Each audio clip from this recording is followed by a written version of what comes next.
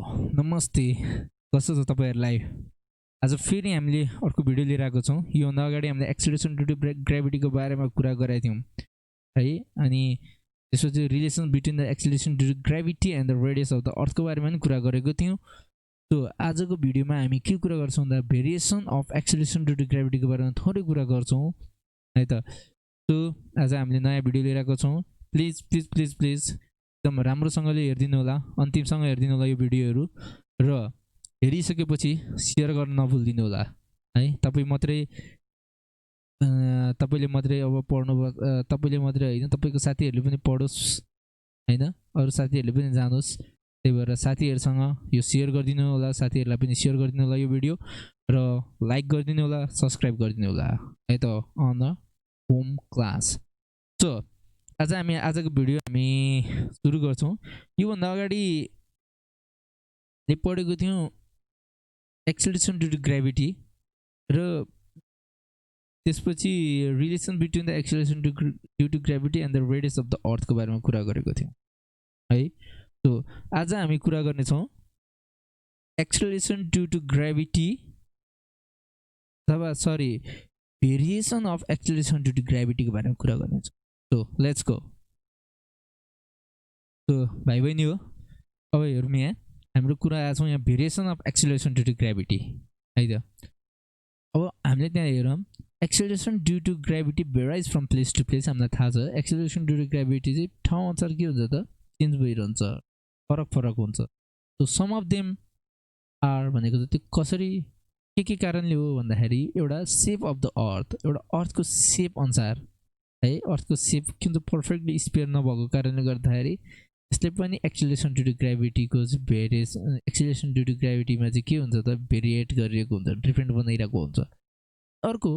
Due to the increase in height यदि acceleration due to यदि height कुनै पनि अब्जेक्टको हाइट चाहिँ माथि माथि माथि बढ्दै गयो जति अर्थको सेन्टरबाट त्यसको हाइट चाहिँ बढ्दै जान्छ यति नै एक्सेलरेसन ड्यू टु ग्रेभिटी के हुन्छ त यसमा acceleration due to gravity value of acceleration due to ग्रेभिटीमा चाहिँ चेन्जेस आउँछ है अनि due to the increase in depth भनेको अर्थको सर्फेसबाट चाहिँ तल तल डेप्थतिर चाहिँ जब डेप्थ बढ्दै जान्छ तल तल तल तल डेप्थ गहिराई बढ्दै जान्छ त्यो अब्जेक्टको गहिराई बढ्दै जान्छ त्यता पनि के हुन्छ त एक्सेलरेसन ड्यू टु ग्रेभिटीमा चेन्जेस आउँछ भेरिएसन हुन्छ र due to the rotation of the अर्थको रोटेसनको कारणले गर्दाखेरि पनि एक्सेलरेसन ड्यू टु ग्रेभिटीमा के हुन्छ त डिफरेन्ट हुन्छ डिफरेन्सेस आउँछ है त र आज हामीले डिस्कस गर्छौं acceleration to variation of acceleration due to gravity due to the shape of the अर्थको शेप अनुसार र इन्क्रिज इन हाइट इन्क्रिज भएको कारणले गर्दा एक्सेलरेसन ड्यू टु ग्रेभिटी चाहिँ कसरी भेरिएसन आउँछ भन्ने कुरा कस्तो भेरिएसन आउँछ भन्ने कुराहरु कुरा गर्छौं due to the increase in डेप्थको कुरामा चाहिँ हामी अब अहिले गर्दैनौं किनभने त्यसमा चाहिँ अब अलिकति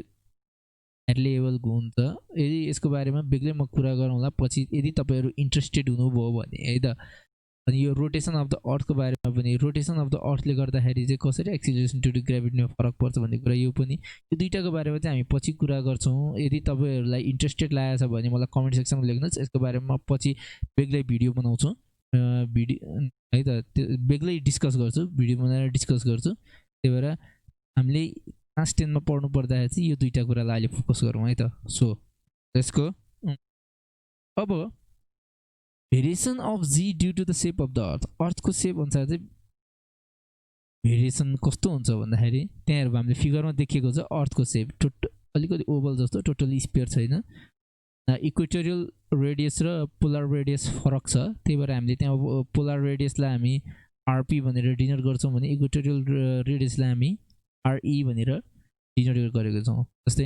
the earth is not perfectly sphere मैले भनेको छु it is flatten at the pole and the bulged at the equator so the equatorial radius RE is more than the polar radius equatorial radius चाहिँ बढी हुन्छ polar radius भन्दा equatorial radius बढी हुन्छ we know acceleration due to gravity G equals to gm/r square acceleration due to ग्रेभिटीको formula के छ त G equals to gm/r square हामीलाई थाहा छँदैछ अब अनि यहीबाट हामीले के गर्न सक्छौं त यो अगाडिको एक्सेलरेसन ड्यू टु ग्रेभिटीको रिलेसनमा पनि relation of r and g मा पनि के गरेको थियो भन्दाखेरि यो निकालेको थियो जुन चाहिँ r is proportional to 1/r square हैन त हो अब यो कुराले के डिनोट गर्छ भन्दाखेरि r को भ्यालु बढ्यो भने g को भ्यालु घट्छ, अब r को भ्यालु घट्यो भने g को भ्यालु बढ्छ। जस्तै अब हेरौँ तल एज जस्तै radius equatorial radius is greater then the polar radius हैन, माथि पनि भनेको छ पोलरको रेडियस चाहिँ इक्वेटोरियलको रेडियस भन्दा कम छ, र इक्वेटोरियल रेडियस चाहिँ बढी छ पोलर रेडियस भन्दा है। सो हेरौँ अब त्यसो भए आरई बढी छ, आरपी भन्दा बढी छ भने टीई चाहिँ के हुन्छ त, त्यसो भए जीपी भन्दा कम हुन्छ हैन त, जस्ट है रेडियस यसको कम्पेरिजन यो कम्पेरिजनमा यो बढी छ, त्यही भएर यो रेडियस भएको ठाउँमा चाहिँ एक्सिलरेसन ड्यू टु ग्रेभिटी चाहिँ कम हुनुपर्छ र यहाँ बढी हुनुपर्छ है त। त्यही भएर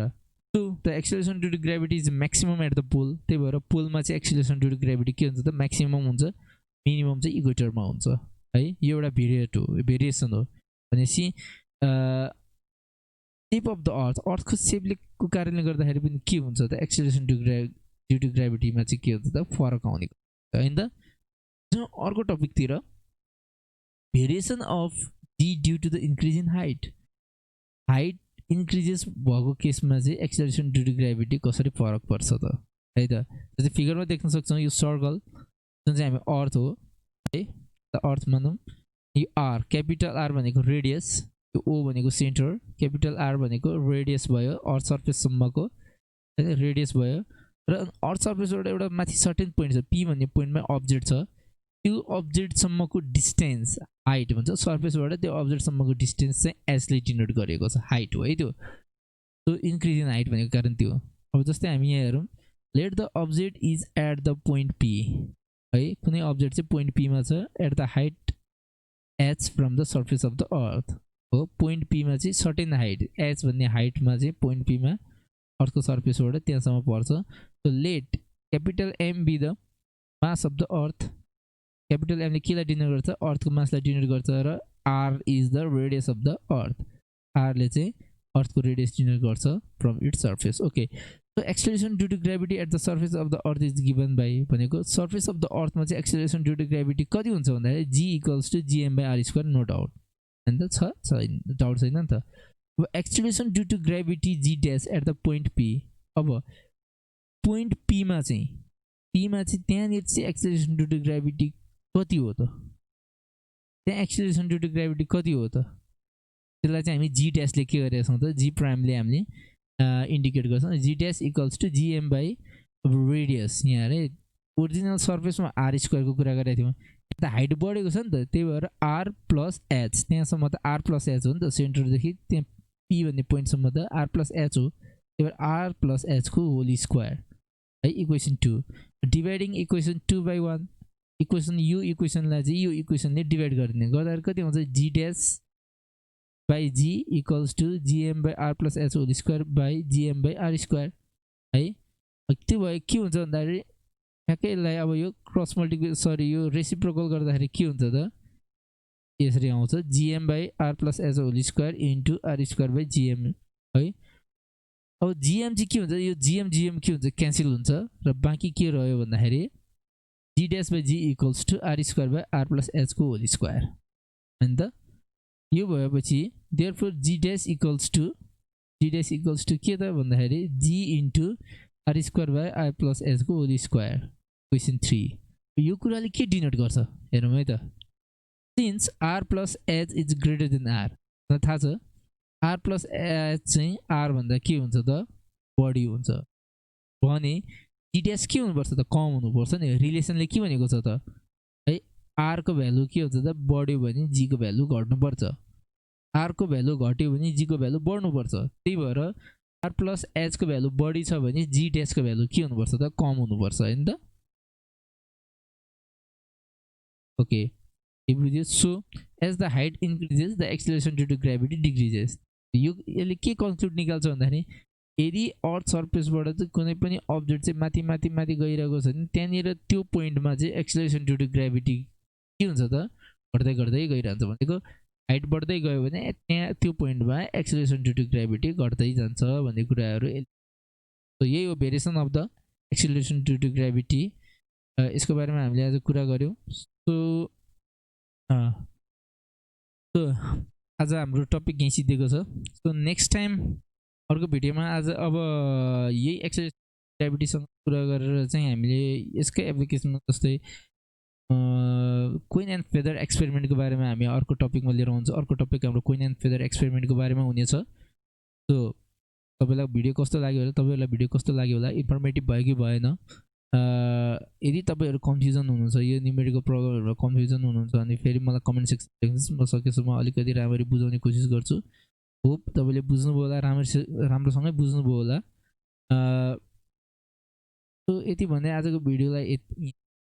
इन्ड गर्छु। तपाईँ फेरि मैले एकचोटि भने भिडियोलाई सेयर गर्न नबिर्सिनुहोस्, लाइक गर्न नबिर्सिनुहोस्, एकदम लाइक गरेर माया गरिदिनुहोस् च्यानललाई, होम पेज च्यानललाई, अनि सब्सक्राइब र बेल आइकन है त। त्यो भएपछि सकेसम्म धेरै होम क्लास फ्यामिलीलाई मेरो बढाउने विचार छ, ताकि धेरैजनाले जानोस् भन्ने कुराहरू। मैले 10 क्लासलाई मात्रै होइन 8 क्लासको पनि ल्याउँछु, 9 क्लासको पनि ल्याउने गरेको छु। 9 क्लासको त 9 क्लासको आएको छैन, 9 क्लासको पनि चाँडै लिएर आउँछु। साइन्स मात्रै होइन म्याथ्सको पनि कुरा आउँछ, अरू सब्जेक्टको पनि सकेसम्म अरू सब्जेक्टको पनि म ल्याउने कोसिस गर्छु। त्यसको लागि म गर्दैछु है त। सो तपाईँलाई सकेसम्म तपाईँहरू स्टुडेन्ट्सहरूलाई चाहिँ म सकेसम्म हेल्प होस्, कुनै अल्टरनेटिभ वेले चाहिँ हेल्प गरौँ भन्ने कारणले गर्दाखेरि मैले चाहिँ यो च्यानलबाट यो च्यानलमा भिडियो बनाउन थालेको हो, तपाईँहरूकै लागि हो। त्यही भएर यदि तपाईँहरूले माया गरिदिनु भएन भने फेरि अलिकति हामी डिमोटिभेट हुन्छौँ, फेरि भिडियो बनाउनलाई अलिकति अल्छी लाग्छ। त्यही भएर तपाईँहरूको सहयोग भयो भने अलिक जाँगर लाग्छ भिडियो बनाउनको लागि। त्यही भएर प्लिज माया गरिदिनुहोस्। Thank you, good by.